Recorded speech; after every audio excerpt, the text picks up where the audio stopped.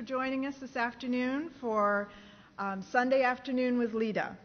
I just want to do a little bit of housekeeping so that you understand the order that we're going to be proceeding. We will start with the awards and scholarship presentations. We will move into Top Tech Trends panel, which is set up here. We'll take a small break, and then we will proceed with the President's Program. If you weren't aware of that and you came just for Top Tech Trends, we encourage you to stay for the President's Program. Cory Doctorow will be speaking, and we're looking forward to seeing him. And then after that, we will be moving on to the LITA Happy Hour, and I'll give you a little bit more information about that later. So I have to say how very happy I am to have this opportunity to recognize our award recipients and our scholarship recipients. The committees worked really hard this year and came up with some excellent candidates and put a lot of work into identifying the recipients and the scholarship recipients.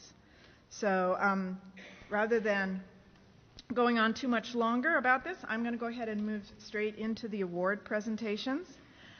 What I'll be doing is I will invite the committee chair to the podium, and they will be introducing the recipient and the sponsor and reading a citation or saying a few words about the award, and then the good part, but I'll leave that to the committee chairs to share with you.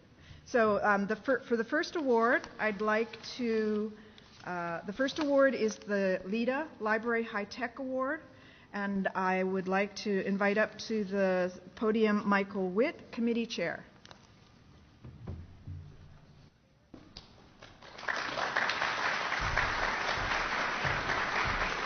Thanks, Zoe. I would like to bring up Beth Namachavaya, who is representing the award sponsor, which is Library High Tech, which is an imprint of Emerald Publishing, and our awardee, Brewster Kahle from the Internet Archive. Come up.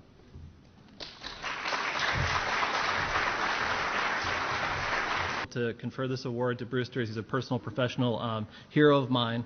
And so the committee has recognized Brewster Kahle for his outstanding achievements in advancing and educating the profession of library science with cutting-edge technology through the internet and communications, as the inventor of WACE, the Wide Area Information Server, as the founder and digital librarian of the Internet Archive, as a co-founder of the Open Content Alliance, as an elected fellow of the American Academy of Arts and Sciences, as a member of the board of directors of the Electronic Frontier Foundation, as an inductee into the Internet Hall of Fame, as a member of numerous advisory boards and committees, and widely sought after speaker and thought leader both inside the field and beyond. And so on this date, the Library Information Technology Association and Emerald Library High Tech Publisher honor Brewster Kahle with this award.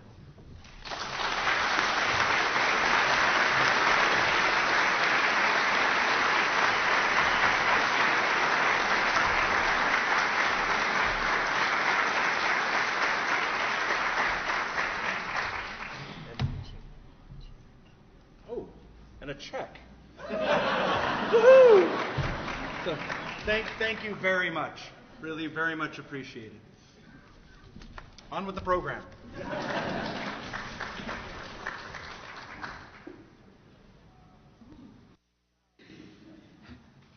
What, you didn't know you were going to go back? Our next award is the Frederick G. Kilgore Award for Research in Library and Information Technology. And at this time, I'd like to call up the committee chair, Brett Bonfield, to make the award presentation.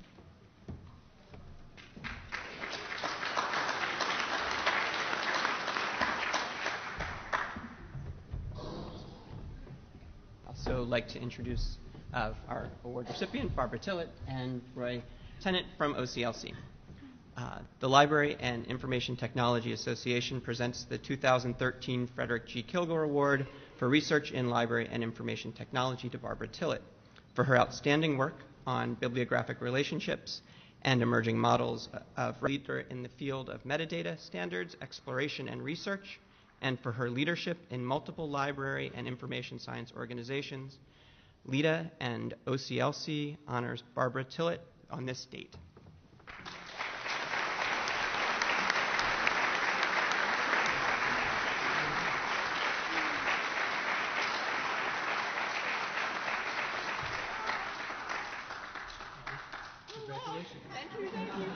Just wanted to say thank you to OCLC. I've been working with them since 1973, and it's really pretty amazing to be honored in this way, and thank all of you that supported it. I am thrilled.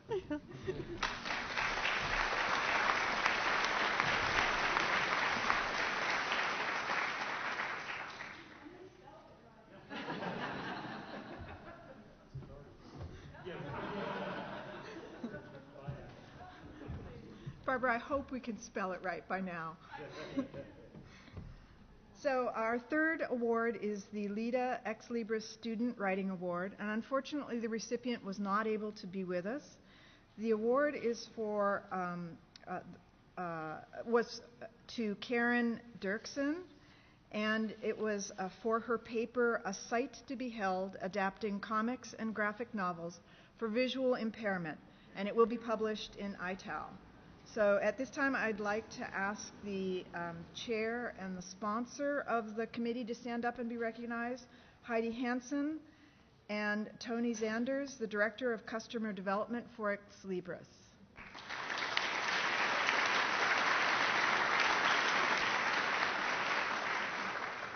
And I just want to take a moment to thank all of our sponsors for their awards as support of the awards and scholarships.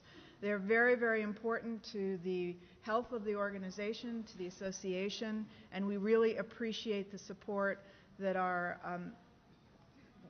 partners show for this. So thank you again. So we have 3 scholarships to recognize, and the scholarship recipients are all here. I will read their information and ask them to stand as I go through each one. The first one is the LITA Christian LaRue Memorial Scholarship, and the recipient is Daniel Verbit. The committee chair is Vinci Kwong, and the representative sponsor is Bob Rotello, Vice President Sales.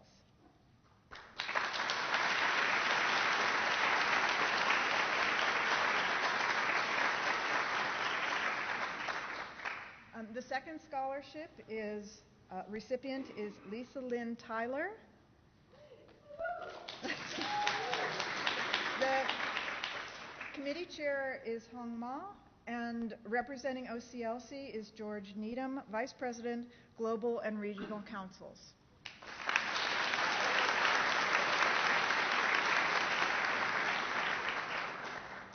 And the third scholarship is the LITA LSSI Minority Scholarship, and the recipient is Elizabeth Tam, committee chair Hong Ma, and the sponsor representative is Steve Kaufman, Vice President, LSSI.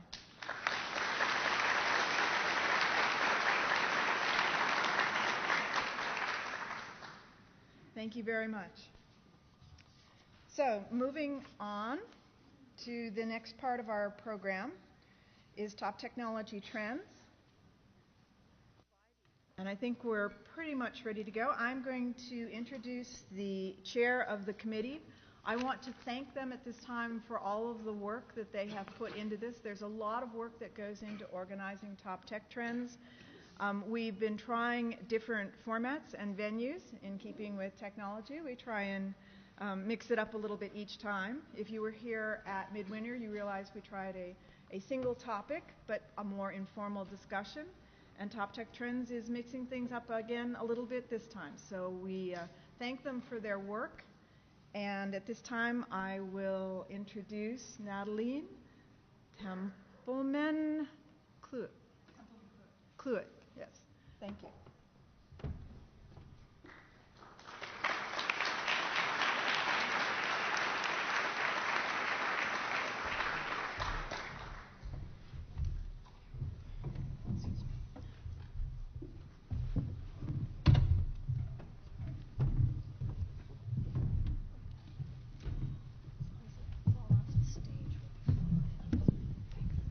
Hi, everyone. Can you hear me okay?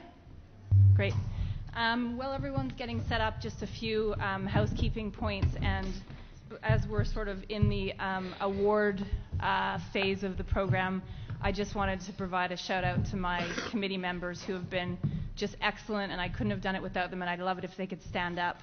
Hugh's already standing, he's filming, but I just wanted to say thanks, you guys, so much for everything, all your hard work.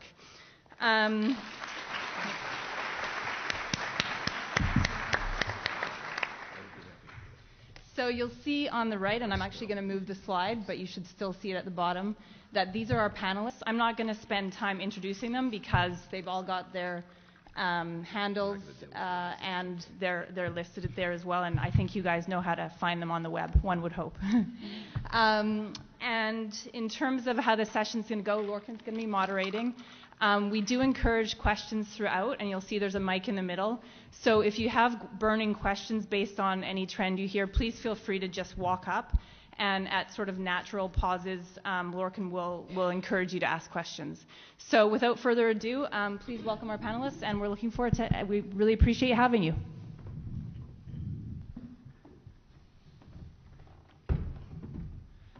Hello, everybody. Thank you. Thank you for that. The way we're going to do it is we're going to go around the table, one topic at a time. We've arranged the tables at this slightly angled direction so that the panelists can see each other, they can look each other in the eye, they can say, really? They can debate, they can challenge, they can intervene, they can amplify, corroborate as we go along. We're not going to stop formally after each person to have questions, but if people really would like to ask a question, and we encourage that, maybe if people could make their way to the microphone, and when I see a couple of people at the microphone, I might pause also. So we hope that it will be quite interactive, and we'll move along at a nice pace. Now, we didn't agree where we'd start, so I suppose I should roll a dice to see who will go first. But maybe we might start nearest me. So if we kick off with Char. All right, thank you. Y'all let me know if you can hear me. Okay, yeah. I have a tendency to make a microphone scream with feedback, so if that happens, I apologize in advance. All right, so I don't know if you had a chance to look over the topics we would all be talking about today, but I thought that the thing that would be most interesting for me to do is to find what in higher education, what among my colleagues is making them freak out the most, right? So that's typically what top technology trends tend to be. It's like the thing that's causing us the most anxiety, the things that we want most to jump in the bandwagon and evaluate whether or not it's something we need to get engaged in as librarians, as colleagues, and as collaborators. So with that in mind, I kind of looked back over the last few years and decided that the things that were causing the most stress and the most discussion in the field were MOOCs, massive online open courses, which let's just get a show of hands and make sure everyone has heard of these things before. Excellent. I would assume so in this room. It's a loaded audience. So anyway, so MOOCs, and then a couple of related areas, a new approach to assessment and evaluation called badging, which is more of a game-based approach to evaluating learning and getting people kind of engaged in emerging kinds of learning spaces. And then also I was going to think about some other kind of emerging trends around assessment and big data and data dashboards. But I want to start with MOOCs and look at kind of the big players in this field, where I think libraries are kind of intersecting this, and then how I think it's going to be important for not only libraries in higher education, but also public libraries and special libraries to kind of get involved in this large trend. So the idea of the hype cycle, I think, is very much in application here. So if anyone, I see some nods, like there are actually kind of a lot of nods going on, which is good. So when MOOCs started to grow out of some of the open education initiatives that were developed around 2000, 2001 to 2002, and what started to happen is this realization that technological capacity was becoming so robust on campuses, and there were so many kind of like open types of content being developed that a huge number of learners could simultaneously be engaged in these massive course platforms And that started to really challenge the idea of kind of the sequestered educational experience. So in traditional higher ed, only a few people are able to gain access to the type of degree, the type of educational experience that's happening.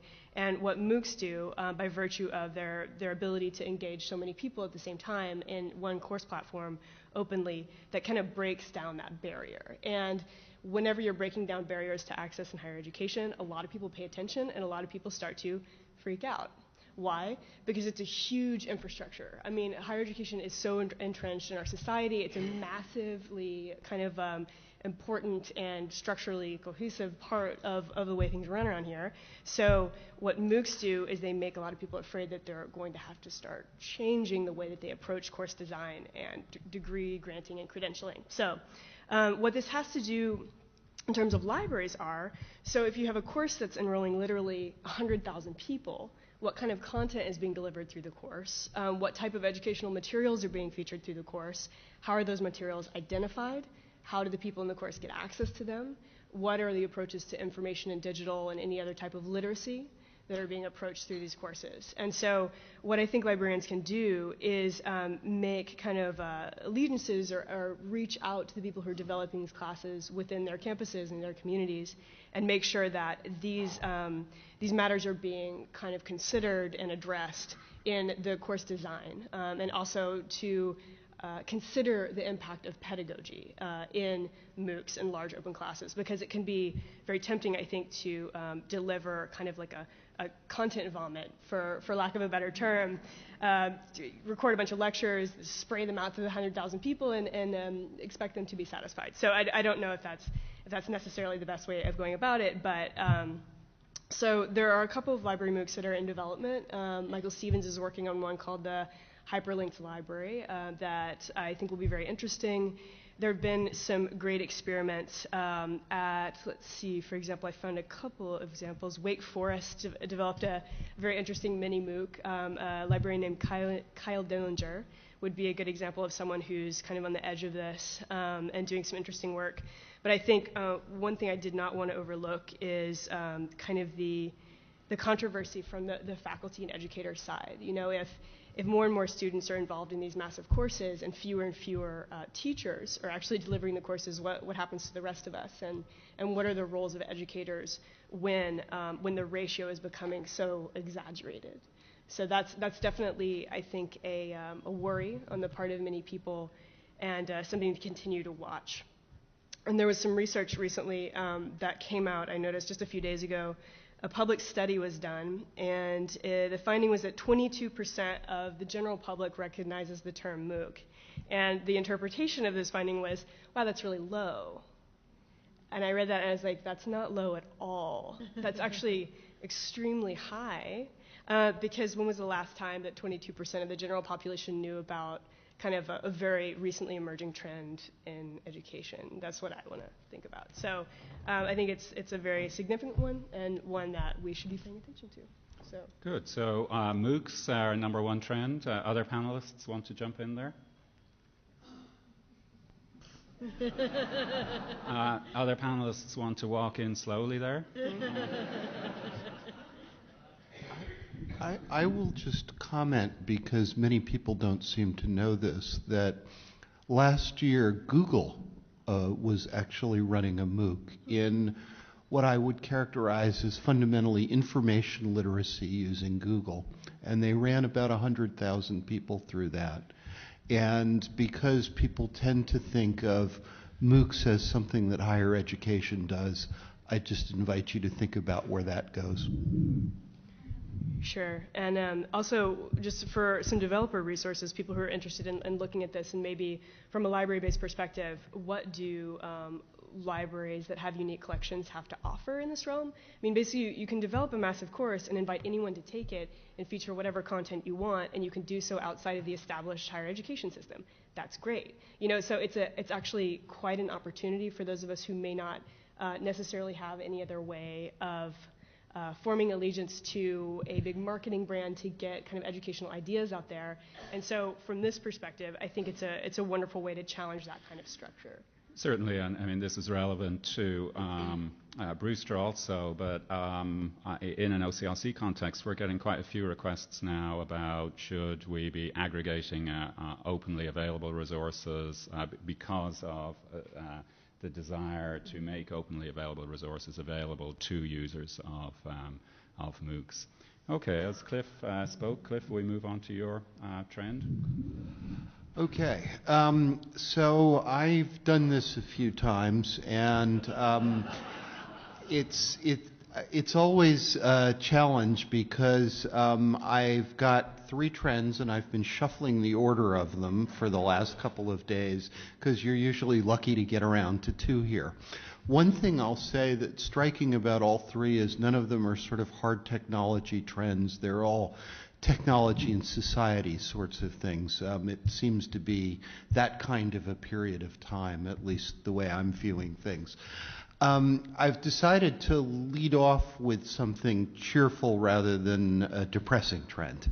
And that's something that I'm actually really personally pretty excited about. I often tend to do these trends in a kind of an analytic way, but this is one that I think is just wonderful, and it's this huge new trend coming out of a lot of different places to really rethink the way we handle the management of identity and factual biography, and to really build that into a scaffolding for knowledge and scholarly work on the network.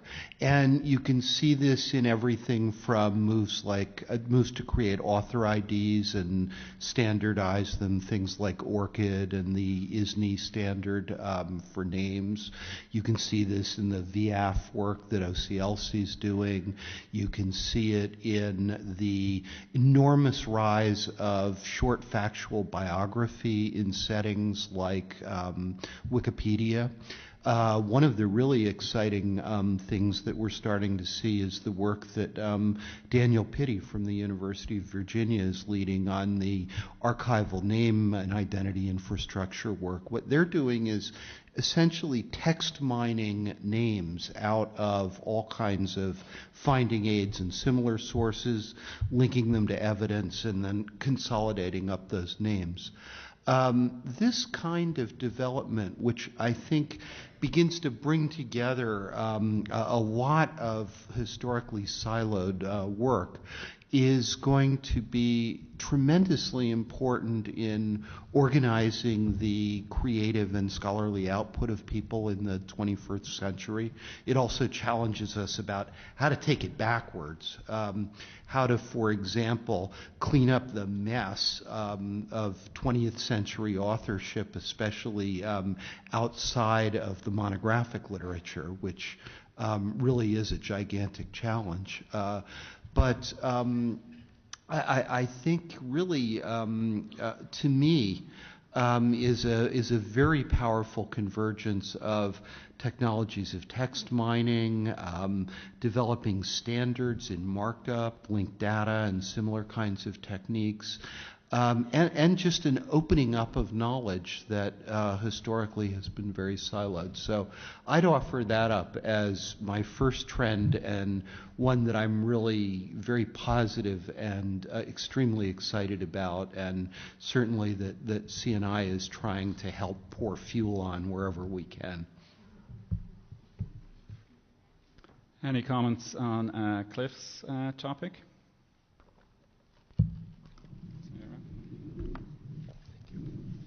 Yes, you are correct. We promised incisive. I mean, my reaction to that is it's wonderful that you presented it in a positive light as a kind of an encouraging trend, because so often we hear about identity management as something terrifying and kind of big brothery. So I personally appreciate that. It's a nice perspective. Things would be much simpler, of course, if universities only employed people with unique names. Yeah, that would be better, and all in the Roman alphabet too, of course. Or there was a system like equity, for authors, that you basically had to choose a unique name before you could be published. Just to remind people, if people would like to ask a panelist a question, it doesn't necessarily have to be in order. If you want to go back to an earlier one, please come to the microphone. So the penalty for speaking, Sarah, is that you go next. Oh, I was just going to say to bring Okay. Char's point together and Cliff's point together, the idea of a decentralization of formal education and formal expertise with the idea of identity management and badging. I mean, the idea of, makerspaces, which are very big in public libraries, and the DIY self-education. It'll be interesting to see how things go. We're already seeing asking ourselves if college degrees are worth it. What's the ROI and can I get a job? But I'll be interested to see how the DIY culture merges with this to say, okay, I'm going to develop this skill on my own through these online courses where it's MOOCs or small things, and get badges which will actually help me get to the point where I'm qualified for a job and I can use those badges and other, online individual trainings that I've done to establish my expertise. And will that be able to be verified by somebody like an employer who wants to know that you're not just padding your resume with lots of pretty pictures?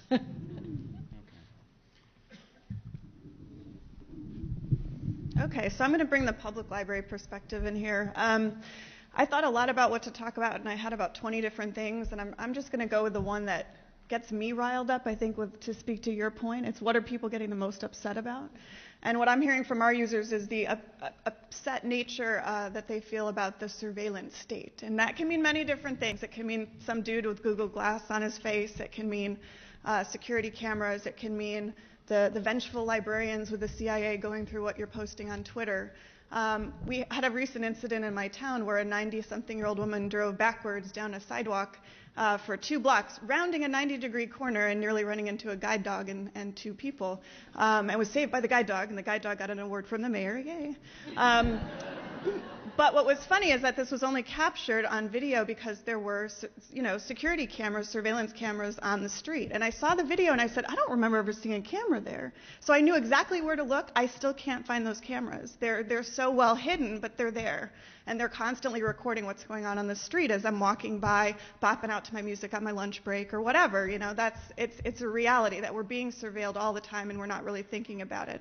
And that goes along kind of with your personal identity management as well, is that all of this stuff that we're posting and putting out there for the world, that's being kept and gathered and looked at by people, by individuals, by companies, potentially by the government and their agencies. So those are all things to think about. And I think what we're going to see in terms of a trend developing societally is that as these technologies become more commonplace, as people start having Google Glass and people around them start backing away and ducking behind corners, is that you're going to see new behavioral norms developing for indicating, yes, I'm potentially recording you right now, or yes, there's a camera here, or yes, there's a microphone over there.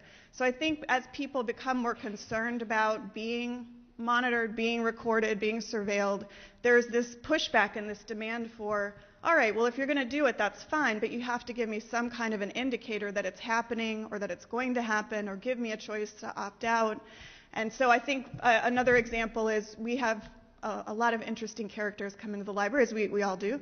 And we have one person who uses his smartphone to record every single reference transaction. So he comes in, I'm recording you. I want you to find me information on XYZ. And he just sits there pointing this at you the whole time.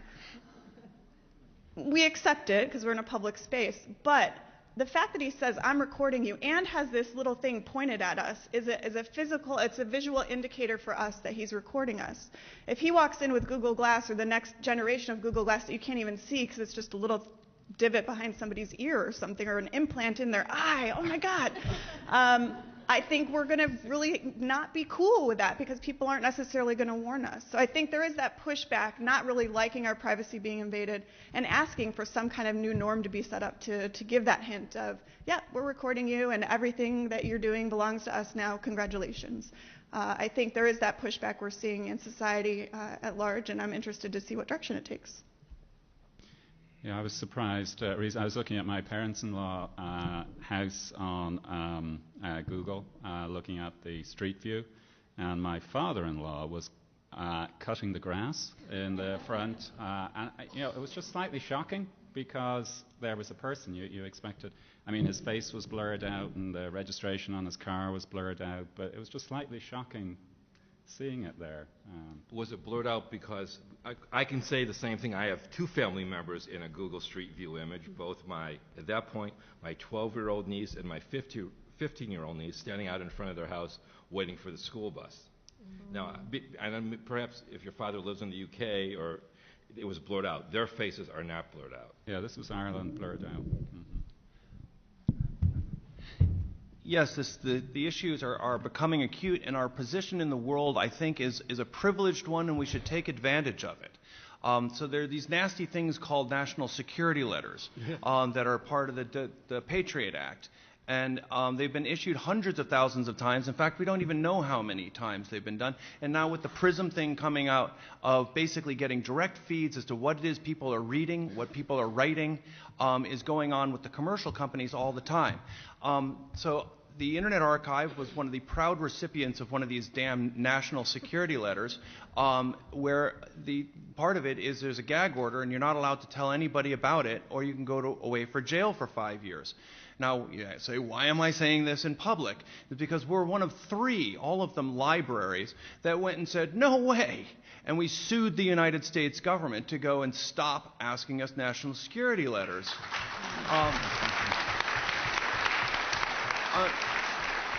Thank you.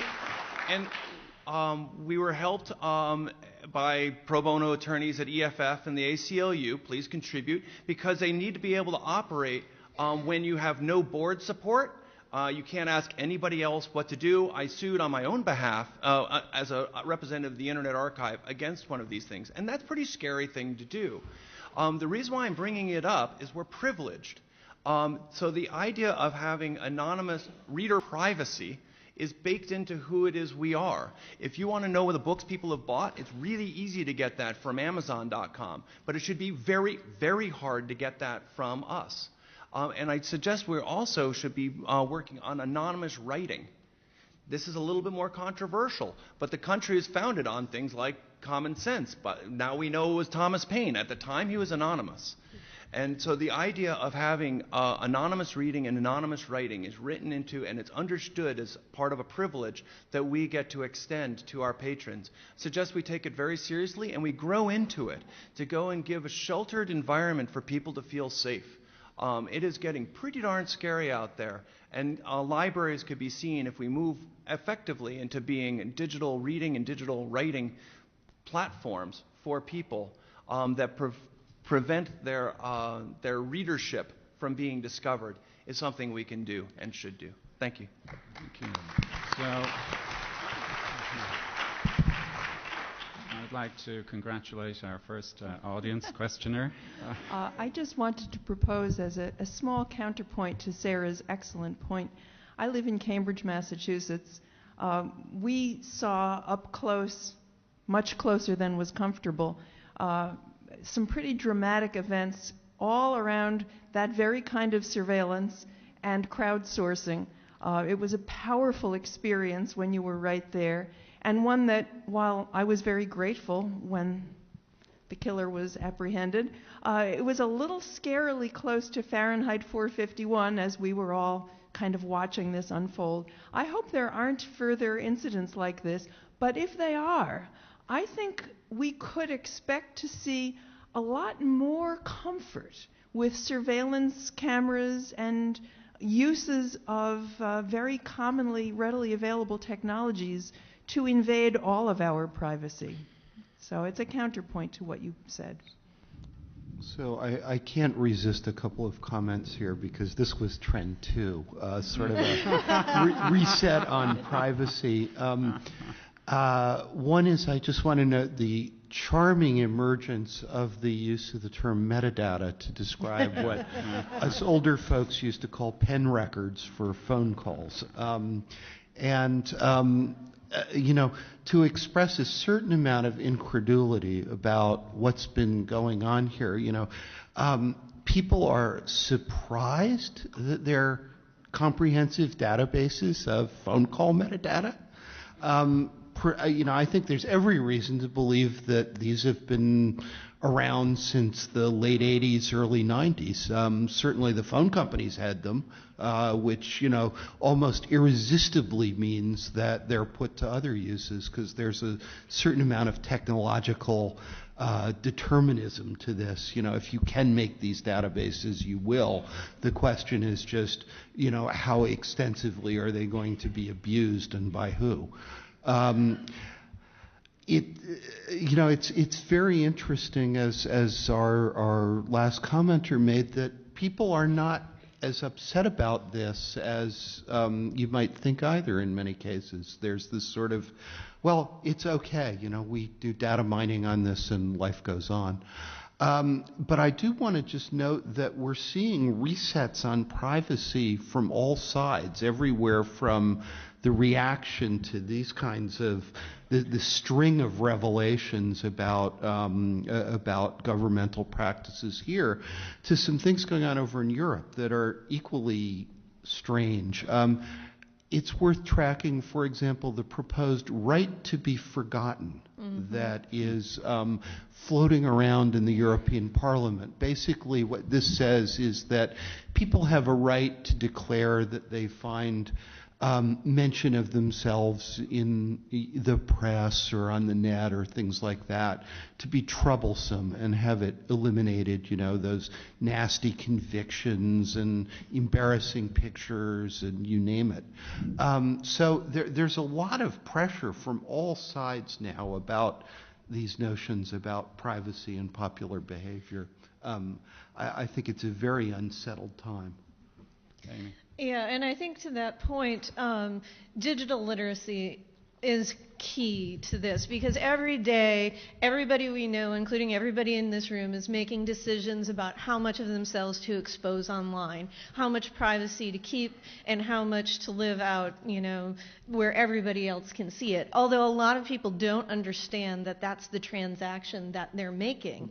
So this plays right into public libraries, especially as emerging civic spaces, because being able to understand that you are managing your identity and information about yourself, but then also to know that your government is keeping information about you and being able to be actively engaged in what the government is doing, being able to stand up and take advantage of our wonderful constitutional rights that allow us to tell the government when we don't like what they're doing without fear of retribution. I can't stress enough how important this kind of education and encouragement is because it's a key part of our civil rights and our wonderful rights that we have as being here in America.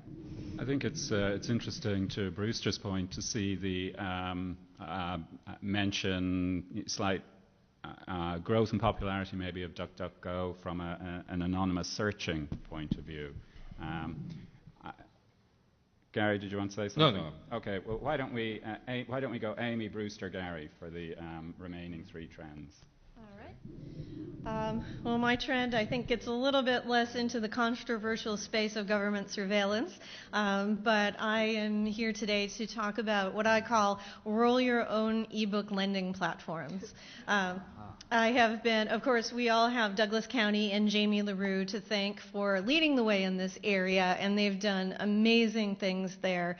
I've been pleased to be part of the DAZZLE project, and for anybody that's looking it up, it's DAZL. It's the Digital Arizona Library Project, where we decided to be good librarians and do some research before we started down the road. So with the State Library of Arizona and various county and individual libraries in Arizona, we took some time to do an environmental scan of all the projects that were going on, Douglas County, Khalifa, and now several other new ones that have come up since we've done this, to find out, is this somewhere we want to go? And we had lots of conversations, being mostly public librarians in this group, about if we were to create our own system, what would it look like? What content would it house? We tried really hard not to get hung up on all of the details of what would be involved in actually creating our own ebook lending platform. The goal is for that to be statewide. But There were some parts in the group who wanted really to recreate Overdrive or other commercial lending platforms, and focus on the big six content, because as public libraries, that's what we get the most demand for, and it's so difficult to invest enough under the current procurement rules to satisfy demand. But the thing that we really learned as we were going through this is that there is so much content out there that does not have multi-million-dollar advertising budgets. Independent publishers, local publishers, and yes, self-publishers, varying quality in all of those realms, including from the big six, that it is really a place where I think libraries can shine if we make the mental move from consumers of technology products and content to encouragers, producers, developers of platforms and content. It's a very powerful mind shift. Not all libraries are going to be ready for it, and not all libraries are going to have the resources to do it, which will be great because that means there will be partners for those libraries who are leading the way in this area. But we can, I think, show the library world what is out there in terms of content that's being created right around the corner from them, and give that give our marketing skills and potential, which we have used so well for the big six publishers over the years, to the little guys, and to some really great quality content that can meet long-tail expectations and needs and desires, because that's what reading is all about, right? Meeting our own desires. So I think that that, and then creating the interfaces where we can create online communities around this unknown content, so people can be discovering and recommending things in new ways that they wouldn't have done before. So I welcome all suggestions about the validity of creating your own ebook lending platforms. I just had a quick response to that. It's on a very different track from the higher ed perspective, but one of the trends that I was interested in thinking about was how information literacy is increasingly preparing learners to see themselves as contributors worthy of creating their own content. And so I think that there is a dovetail with public libraries here to make sure that we're kind of like empowering and enabling people to consider themselves as authors, and authors with the skills, to create content on their own. And that in and of itself challenges a traditional pedagogy that has people kind of sequestering their work and keeping it under some sort of institutional wraps. And so you see institutional repositories and digital initiative librarians and information literacy librarians working very hard to make sure that student voices are being recognized as legitimate contributions. And I think that is definitely an area that is an unexpected strength of libraries and higher ed right now, and hopefully a corollary to this. Absolutely.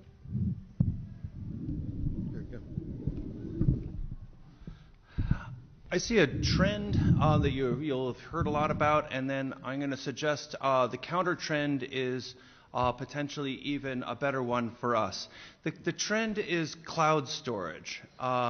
It's this idea of subscribing to the Flickrs or the like. It's centralized databases that people are very interested in us subscribing to and making available to our patrons. But I think we've seen a singular event that I think should cause us a great deal of pause, and it's the death of Aaron Swartz. Aaron Swartz is a young researcher that did computer-based research and was basically hounded as a criminal for reading in the library too fast.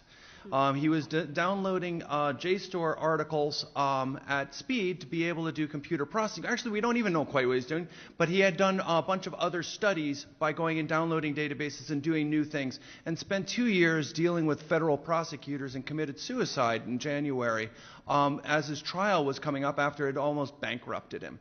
So the idea of causing our readers to be criminals is a problem, but I think it's a real outgrowth of the centralized database model. It's got privacy aspect, it has control aspects. So what's the counter trend? The counter trend is storage is getting really cheap and it's getting easy.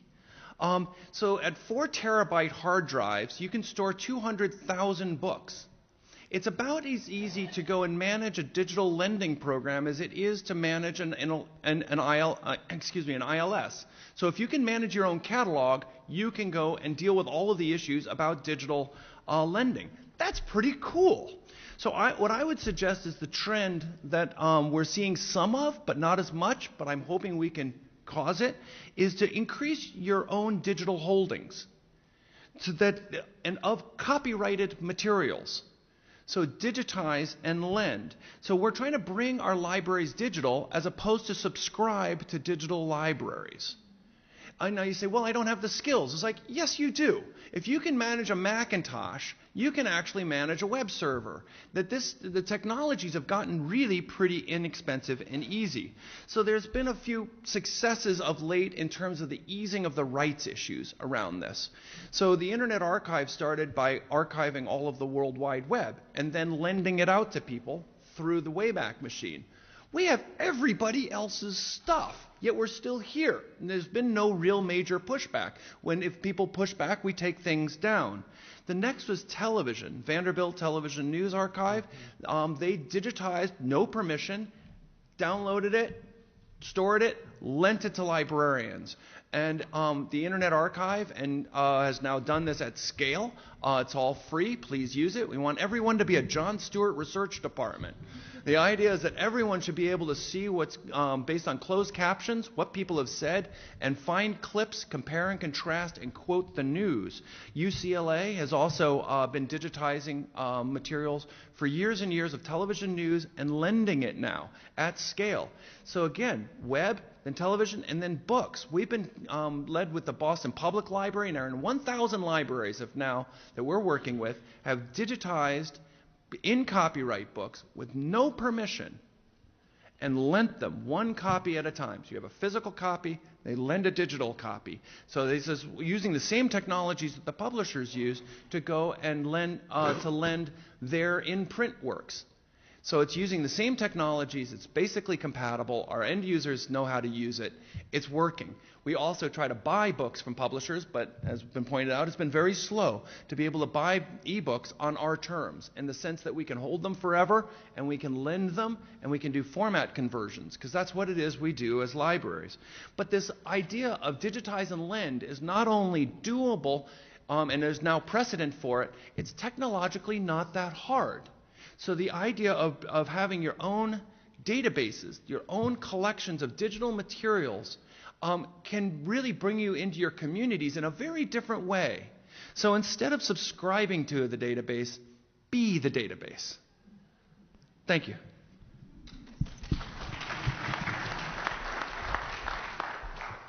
So I would encourage people from the audience to step up to the microphone now that you have that sterling example.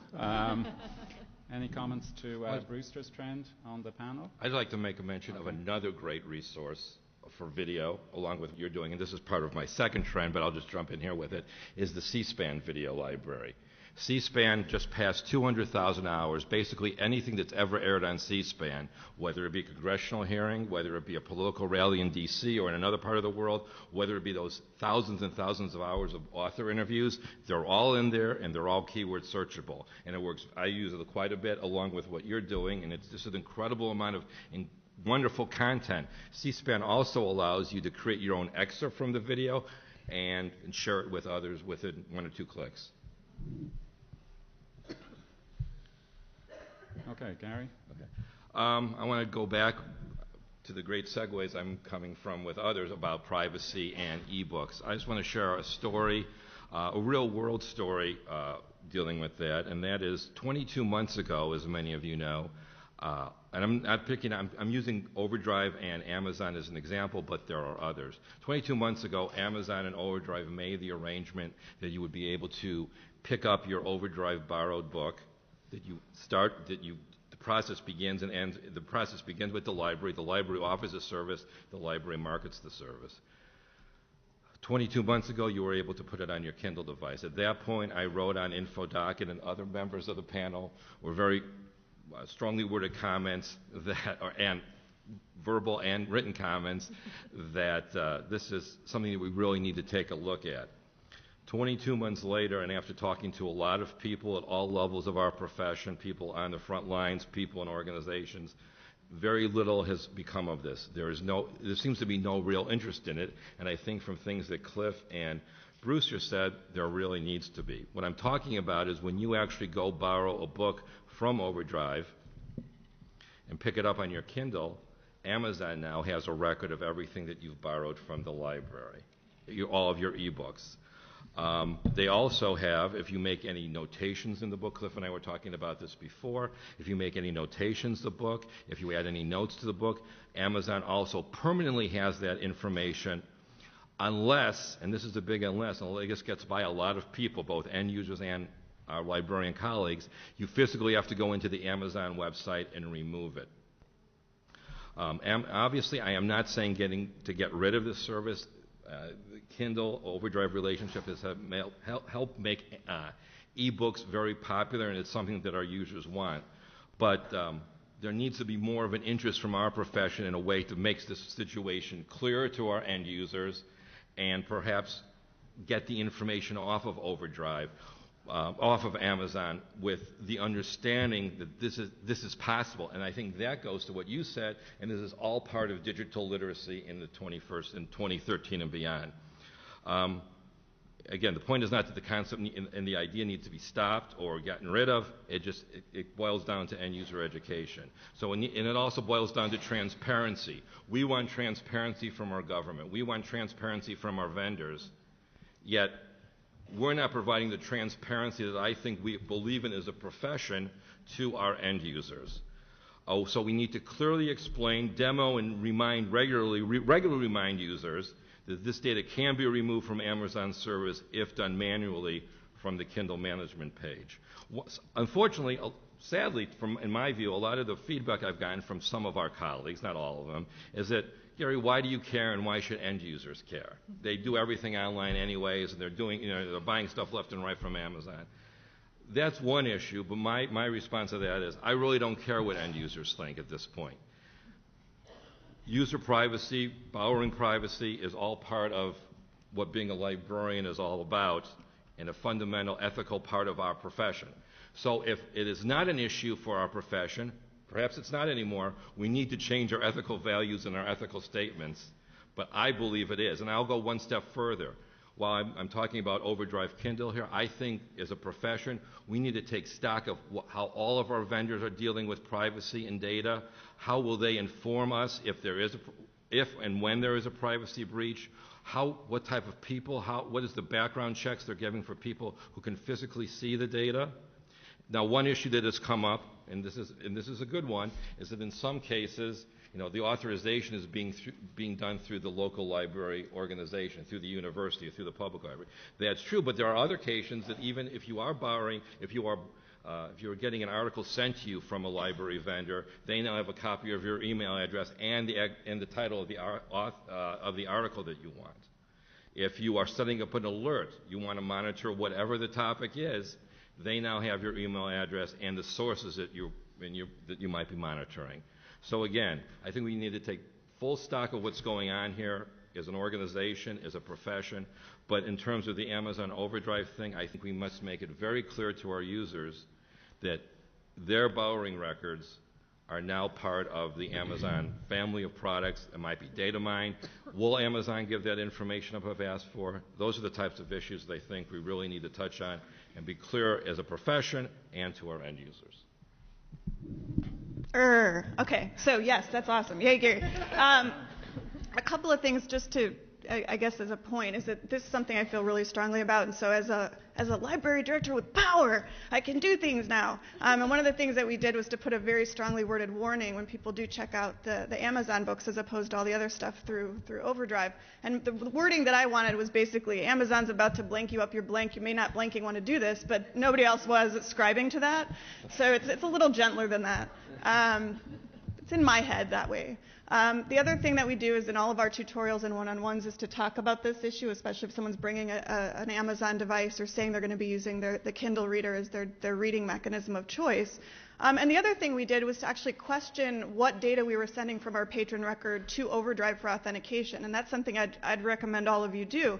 Their default setup is to basically harvest your whole patron record and take all that data when they're authenticating your users. But all you really need to give them is the barcode and whether it's a current card or not. And that's all we're sending them now. So if they want to track it by barcode, they can do that, but they can't really connect the barcode, you know, to a person unless the person says willingly, yes, that's fine, it's my Amazon account, go ahead and track me. But all of our other users on other devices, it's just the barcode at this point. So, you know, ask those questions of your vendors. What kind of data are you sending to them? What are they pulling out of the patron record for authentication if you're not doing it on a local level? Because that's stuff that you absolutely do have control over and that you can use to protect your patrons' privacy. I want to jump in here and give a bit of a different perspective on privacy from maybe the middle management view without any power at all. So I, for many years, have been, you know, giving presentations about emerging technology and academic technology in libraries, and I have grown to dread the privacy question that comes at the end, because often I find that in kind of when people are connecting the idea of privacy with the emerging technology services or library publishing, they often have kind of a hiding orientation to it. You know, we need to protect ourselves and kind of like protect our content behind these barriers and protect our patrons behind these barriers. These are the legitimate barriers, you know, but there are different gradations of privacy, and I think that there are many traditional definitions of privacy that we need to be challenging, particularly in the area of user education, right? So this goes along to some of the breaking open the idea of the author and the content contributor. You know, I have to do a lot of convincing with my own students to have them think about making their work more widely available. Like, they want privacy maybe because some of their own barrier is about feeling confident that they should not be protected from sharing their ideas, right? So, and then on the flip side, a lot of the people that I'm working with to kind of help them understand their digital footprint and stuff, they just have a different orientation to what privacy means completely. I mean, a lot of the fears that I think many of us share and want to educate people about, it's almost like a foregone conclusion. And people are making really, I think, strategic and smart decisions about what to care about in terms of their own personal privacy. And if they're informed enough to make those decisions, I think that's excellent. But I also think it's important to think about when privacy is a big concern and a legitimate problem, and when it's actually can be a barrier to ourselves and our own development. One of the things I was getting at, though, is it's not just about, in the case that I was citing there, and Sarah mentioned, it's not just about privacy. In this case, it's also about transparency to the user of what's going on. Yeah, in doing what I do, I look at a lot of library websites that are, in this case, dealing with Overdrive and Kindle. And what Sarah's done on her website is something I don't see on that many. So it's about, and I don't want libraries to lose the wonderful things that we've done over the years on privacy when it comes in the physical sense, because somebody gets wind of what's going on here, and now we have to be reactive as opposed to proactive on the transparency. Why? Because we all know in this day and age, trying to be reactive to something in the Twitterverse or the blogosphere or in the mainstream media is a huge challenge. We want transparency from others. We should be out front and clearly explain it, versus somebody having to come back and the whole world, the whole industry blowing up saying, you never told us this. In this day and age, it can take just one or two people rightly placed, getting the word out that, did you know that your library, this is happening when you borrow from wherever? I would rather be proactive than reactive on that. I'm going to be a little critical here. I think warning labels are not good enough. That we're starting to get just blurred to these long disclosures of terms of service that are pretty incomprehensible and pretty awful, but we don't think that we have any choice.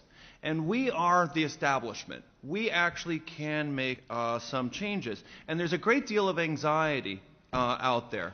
We want to offer a safe environment, but we also don't want to offer a lame environment. I mean, if what we're offering to people is sort of, so privacy protected that it's not useful, that's not going to work. So it's going to take some work on our parts to go and do something. I'm going to use this as an opportunity to say the other great thing that happened to me this week. The one is getting the LITA Award, which is completely great. The other is being in Playboy magazine. Now you can say that you have a friend that actually has a full color spread in And here it is. In Playboy, it's Brewster's Ark, and it's about basically making sure our books are secure again in a world that people are pretty anxious about, or at least people that read Playboy magazine. So anyway, if you want to borrow this for a little bit, it's available. But I'd say it's a comic way of introducing that people. There is a great deal of anxiety, and they're looking to libraries to do something about it. So what can we do? Well, I think we could vote with our dollars, and I think in general we vote all the wrong ways with our dollars. We tend to build towards these centralized databases, and we don't support the open communities. We don't support the open communities because they don't demand money from us. There are actually libraries that have rules against spending money on open projects because they just want their money to go to people that are building closed data sets, which is sort of odd. I think we can experiment with some things, and they're not that hard. For instance, delete your IP addresses. So the people that are coming to your website, it's a little challenging to figure out how to do this. EFS has some tools, and the Internet Archive has been deleting IP addresses. IP addresses are personally identifiable. They're toxic waste. They cause conversations with authorities that you don't want to have conversations with. Trust me. So if you just don't have it, they tend to go away pretty easily. Maybe we should start offering email addresses to people. Okay, it won't be as spam filtered as Gmail, but it also doesn't have a direct plug into the NSA. There's things that we can do as leaders within our communities that are building information environments that if we take a broader role as to what it is we should do towards providing these services, downloading, building our own collections, offering access, how far can we go? If we just even provide an umbrella to those smart young techie dudes that are sort of hanging around our towns or universities or whatever, might be your kids, and go and say, yeah, why don't you try to set up something so people can host their photos here on our library server. And let's just try it as an experiment. Call it beta. If you call it beta, people will let you away with a lot of problems. But people will be interested in trying to help you, not only by adding a lot of stuff to your servers, but also with the technology. They'll get excited around it, that you're actually doing something yourselves, that you don't need to depend on people that we know who their allegiances are. I am relieved that if you do go and look at the Playboy, you can actually still say I was just reading the articles. We might jump. I have one topic. I'm allowed to have one, but I might keep it for a little while. We might go into a second round. Will we keep the order the same? We'll keep the order the same. Char. If anyone is burning to share their second trend, I'm happy to give it up. Anybody burning to share a trend? I sort of feel like I got two in already. You got two in already. How about the audience? Yeah. Yes. Well, we've encouraged people to come to the microphone. Oh yes. Hey. Hooray. If you guys want questions, I'll go all the way back to the beginning, and I have a couple questions about MOOCs, and you can answer either of them or neither, or go off on a tangent.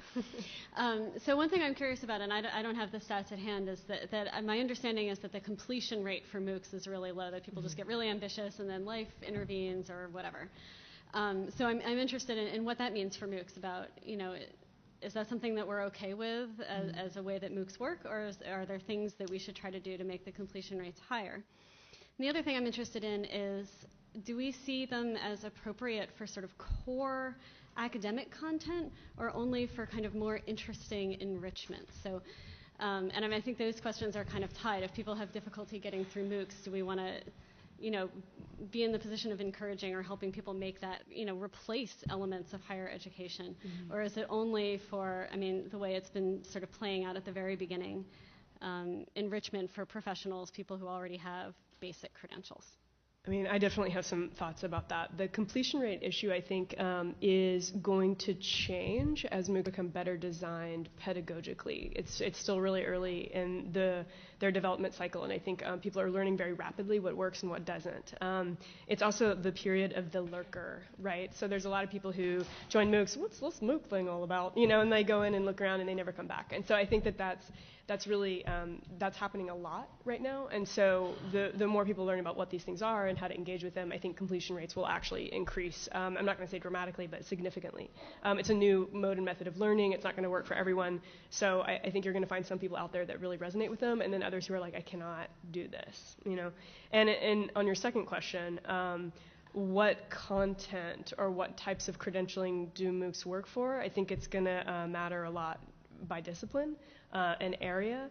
So yes, I think that you're going to find a lot of people interested and willing to engage in courses that are developed around the idea of like interesting stuff. You know, I think that's going to definitely happen, and that shouldn't necessarily be a credentialing environment or some sort of competency-based environment, but around something like a core set of courses for a computer science degree, or a core set of courses for engineering, or something that can be effectively pedagogically like delivered in that sort of environment. You're going to get a lot of engagement that way. I think people are going to save a lot of money, and a lot more people are going to be able to take care of those standards, knock out those standard courses before having to move on to the more complicated material that might require a smaller community of learners to be transmitted effectively, if that makes sense. Does anyone else have any comments on that? Brewster was going to say something, and then we might go to the question, or Cliff as well. Just specifically on the completion rate thing, that has been very much taken out of proportion, because if you actually look at the data, huge numbers of those people never sign on at all, or only sign on because they read about this and they sit through part of one class. They've started doing this thing in Coursera where you essentially pay a few bucks. It's like $25 to get a certificate of completion. And if you look at the completion rates on those, they start looking like regular classroom courses. So that's one that I think has really been very misrepresented because of the peculiar, sort of hype and publicity around the launch of the technology. Brewster, and then the question. Some of those technologies offer a really unobvious answer to this that I'd suggest, and I'm actually trying it out with in my library and with my family, which is micro classrooms. So I have a child, bright, but didn't fit in terribly well into the school. So we pulled him out of school, and we're sort of homeschooling, if you will, except we hire teachers. So it's one-on-one teachers, and he's doing fabulously well. And in terms of going very, very fast compared to people that are in his age group. And he's getting the social life through other things, and all sorts of things are working. It turns out to cost about as much as private school to do one-on-one. And if you do public school, you'd have a class size of 4. That's if you remove all of the rest of the costs, including textbooks. So what do we use? Well, we use some textbooks, but we also use a lot of these online things. I got to meet Sal Khan, as in the Khan Academy. He lives in the Bay Area. And he said, yeah, he actually is... We're talking to him about what we're doing with our children, because that's what he wants to do with his children. So it's interesting, right? The symbol of the sort of massive online learning experience wants to do this more customized school. We call it a custom school. And we're using rooms in our library to offer facilities for parents to meet up with the teachers so that there's sort of a shared experience, because we're finding the real threshold towards getting people involved in these is a therapy session for the parents, to make it so that they feel comfortable that they're not screwing up their kids. And I think libraries are a nice place to go and put these. If you have small rooms, what I found is the parents start by being in a common environment, and then they start going off to either their own homes or now one family has moved to Spain because they could. So there's reformulating what education means that has teachers involved. There's teachers in a different kind of way.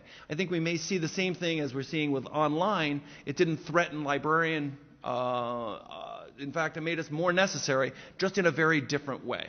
So I suggest that we have an opportunity to change things and use our libraries and experience to provide for one-on-one or very small classroom activities that will work for, you wouldn't imagine how many kids don't really fit into schools. Okay.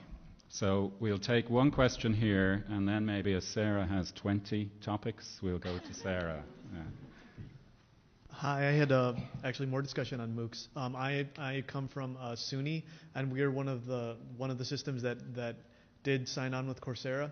That was kind of done without real consultation with the library, so we are terrified about having to possibly support, I don't know how many 100,000 students from around, we don't even know really the details of what Coursera is going to do for SUNY, but we are terrified about our license restrictions, about getting resources to other people, and I mean, kind of just in terms of mission and vision, are we supposed to be supporting these students that are taking one class and then dropping it and not completing it? Is that a failure on our part? And then I just want to know if you think that there's going to be an open educational resource kind of blooming around this, or is it just going to get strangled by vendors? Are we going to be completely unable to support, and our library is going to be cut out because we can't legally do anything for any of these hundreds of thousands or hundreds of students that we have? Well, I mean, yeah, your licensing agreements are going to get very interesting once you're trying to support 100,000 people. But I think we are becoming naturally better at advocating for open content, and for this very reason, if our institutions are being opened up to people who are not necessarily enrolled, if you will, as formal students. Yeah, open content is going to be something we are going to have to understand and be able to recommend as alternatives to licensed content for those courses. And that can be some of our role and our power in collaborating with MOOCs, is making sure that there's a robust set of resources, a robust syllabus, robust media being shared. And I mean, that's our expertise, is finding that stuff and helping people understand that it's out there. So my answer is yes, absolutely. That's one of our responsibilities as this format develops. Well, and I think along those lines, we're talking about using, the Internet Archive or the various resources that are being made available these days. We have to get past, as libraries, we have to get past the idea that free is bad and that, you have to pay for quality content, because that is an idea that's based in scarcity. And right now, we are in a land of plenty when it comes to information. And that is the curatorial responsibility of libraries that we've kind of given up because we've bought the aggregated databases, we've gone to the book vendors and let them, do our collection development for us. If we can find a way to devote staff resources to go out and find these quality free resources and say, here, if you are doing a political science class on Coursera and you can use, the C-SPAN archive or any of the Vanderbilt archives, what better resource and source of original content could there be if we just put it on our website? And just one final thought on this. I know I talk a lot about this, but this is like the trend I'm interested in. It also is a responsibility to educate people who are publishing that they can retain rights and then be able to feature their own content and the content of their peers if it's featured in open repositories, right? So if you educate the content creators, they will then enable themselves to share content more easily. Okay, trend number 2 from Sarah. All right, let's do a happy thing. We're inheriting the earth. All the nerds are inheriting the earth. It's wonderful. So what I'm noticing is a lot of people who were pretty early technology adopters in the last 20 to 30 years are moving up relatively quickly in their organizations or being recruited by outside organizations. And the great part of that is that if you've got the skills to manage a gigantic website redesign and a team of 5, you've also got the skills to manage a library. What I'm noticing is techies, we're so valuable, and we don't think we are, but we are so good at what we do. We are embedded in the organization. We have to deal with the personality types of all of our users, the sometimes more interesting personality types of our staff. We have to be patient. We have to be good instructors. We have to be good communicators. We have to be able to do research really well. We have to do all of those wonderful things that make libraries what they are. And I'm seeing more and more all of these people who, I started in libraries around 2000, and I'm starting to see people who started around that time with me, all of them getting snapped up into administrative and management jobs all over the country. The scary part is that they're getting snapped up by places outside of librarianship. So they're getting snapped up by startups. They're getting snapped up by giant megacorps. They're getting snapped up by other institutions that we might like a little better, like nonprofits and educational orgs. But the truth of the matter is, I think there's a lot of value in what we have to contribute. And because we both have that skill set and we have the values of librarianship, of freedom of access to information, I think that we're uniquely positioned to maybe carry out some of the things that the other panelists have been talking about in terms of making sure that as we do implement technologies, we're staying true to our core ethics and values. And as you get into positions where you can make a little bit more of a difference or talk to stakeholder groups and maybe get the city council to do something or the mayor to do something or the university provost to do something, I think those are wonderful opportunities that we can't really pass up and that we need to be very mindful that we're in a position of influence and use it for the better. Good.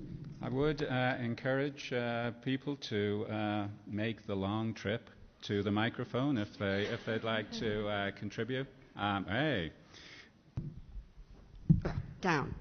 I'd just like to leave you perhaps with a thought, and I don't want this to sound too negative, but in all of this discussion, I think there is a tendency to overlook the problem of the content creator, the performing artist, the writer, whoever it may be, and the professional who, not out of paranoia, but out of reality, fears loss of income, loss of the opportunity to hone one's craft, and to be valued in a way that not only is heartwarming, but in fact pays the rent.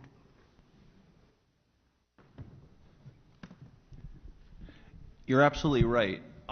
But by paying publishers doesn't necessarily mean we're paying the people that you're trying to get money to. So I think if we can go and buy ebooks, really buy them such that we own them. We won't make hundreds of thousands of copies. We'll only lend one at a time. That we can get money back to people that we believe in. Smashwords is starting to sell ebooks along the lines that we've been promoting. Let's make some people really rich by going and publishing in a way that we know how to purchase and use. So I think we do have money.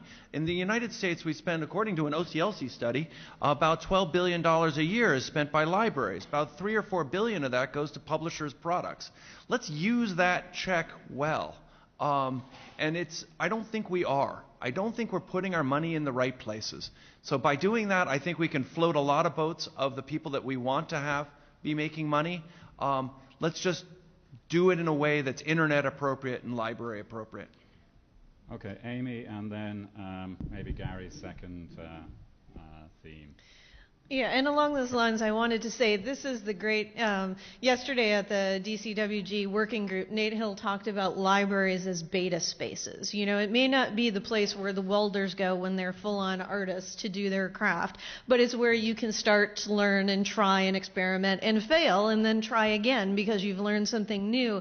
And I think one of the things we need to try at, even if we fail at, when it comes to ebook publishing, is the idea of an entirely new way of compensating intellectual property creators. As opposed to, I think we're ideally primed to be looking at a new system now, whether it's a Creative Commons licensing or something like that, or, pay by download, pay by access.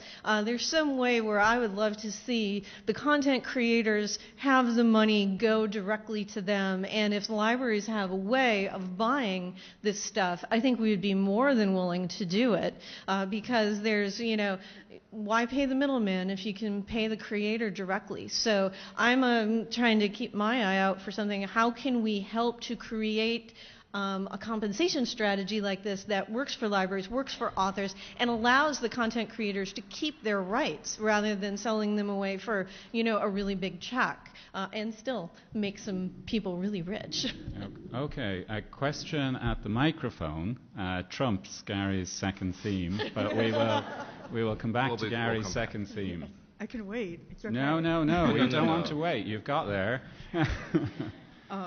Can you guys discuss maybe a little bit more about MOOCs and digital badging and the intersection with libraries and how libraries are going to be working with those two other elements, especially digital badging? I mean, it was discussed a little bit earlier, but not really more fully developed. We've spent a lot of time talking about MOOCs.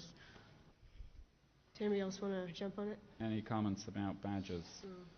I mean, this is not really about badges, but it's a comment about libraries and MOOCs. And that is that we haven't quite really sorted through how we align audiences and service bases here. So, for example, you have in many of these early MOOCs, they open it up to anybody worldwide who wants to register. Now, some of these came out of educational institutions, Stanford notably being one of the leaders here. But that doesn't mean that Stanford itself was passing out a certificate of completion for this. They were, in fact, very cautious and ambivalent about going there. And they certainly weren't suggesting that the Stanford libraries were taking a responsibility to support those 100,000 or 200,000 people scattered around the world.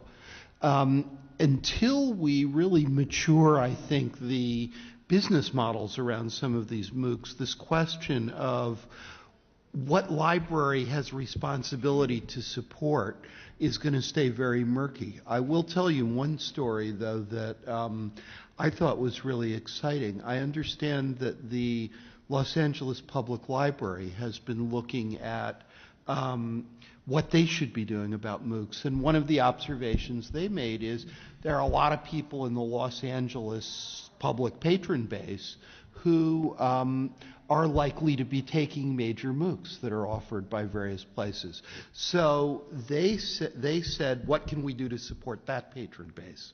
I think you may see some large public library systems introducing themselves into the support process in that way. So I think the whole question of how you align patron bases and responsibility is still very much an open issue. We, just as an FYI, we organized a meeting on libraries and MOOCs with the University of Pennsylvania a few months ago, and there were a series of outputs from that, but there were a series of blog posts in Hanging Together, the blog Hanging Together, talking about a variety of issues that came up in terms of supporting MOOCs, these types of issues and a range of other things. So it's quite a nice resource. If I can just take like a minute to address the badging part of the question, because I think that was the main part of the question. I just wanted to say that while MOOCs can seem kind of like gigantic and difficult to attain, badging, all it means is coming up with an awesome way to incentivize something equally awesome, right? So you're trying to engage people's interests. You're trying to basically put criteria and value on some sort of skill or participation or competency, and develop a like something more interesting than a certificate of completion, right? So I think for a lot of our librarians who are offering programming, trying to get people in through the doors, trying to get people to do things, share things with them, learn things, going to a site like badg.us, that's the lowest barrier to entry badge development site I've ever found. I'm using it for a new immersion program. It's great. It feeds into Mozilla's Open Badge Backpack, and you don't have to have the developer expertise that's needed to use the Open Badge framework or Open Badge initiative or whatever it's called. So my last thought on this is, if you're looking for a way to cultivate participation and give people kind of evidence of completion of some sort, that it's a very interesting thing to look into. Okay, we're going to wind down now in a couple of moments. So having encouraged participation from the floor, we will take this question from the floor also.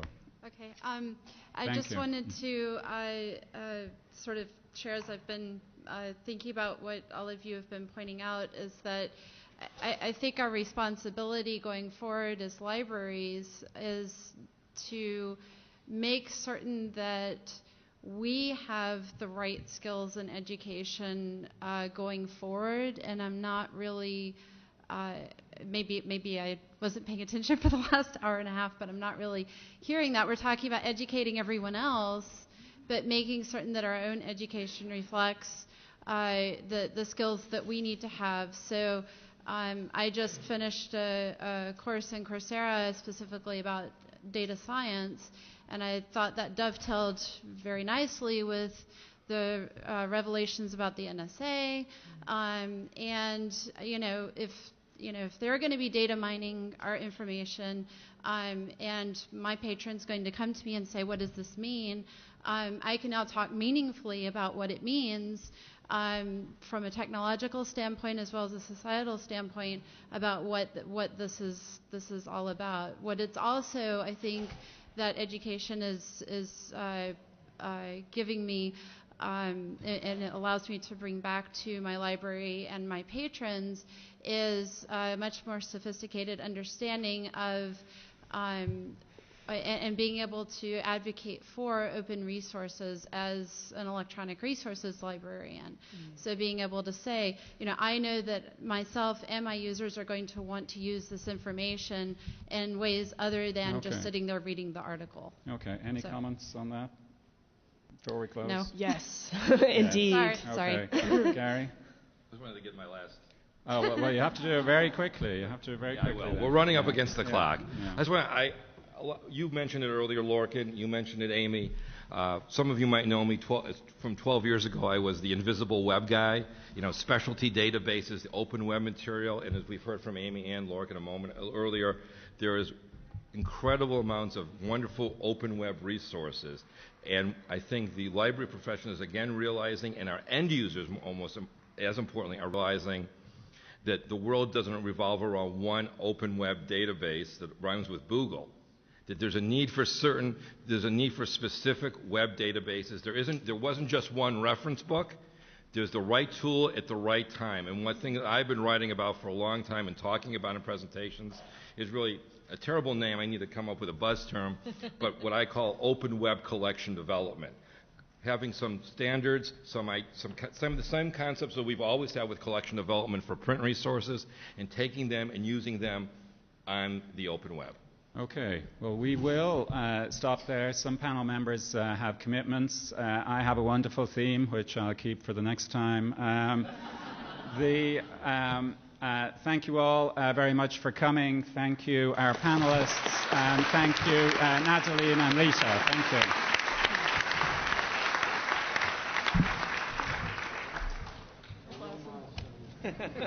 I almost snuck it out. I'm loving it.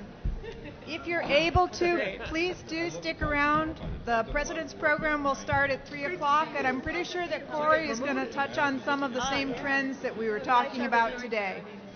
But I do put a lot of specialty open web in, but it's an area that I've been talking about.